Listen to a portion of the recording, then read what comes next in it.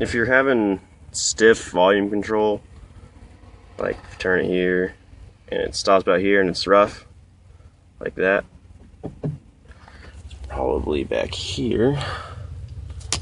You can see those. The door inside is probably stuck and jamming on something.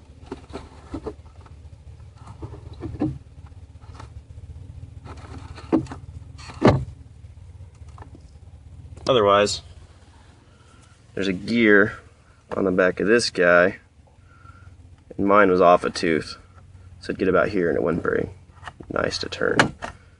See, I think I just popped it back off a gear. Yeah, did it again.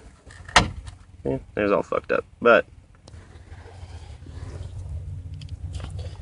probably having issues inside the box. Now I got all kinds of problems. Alright, well that's that.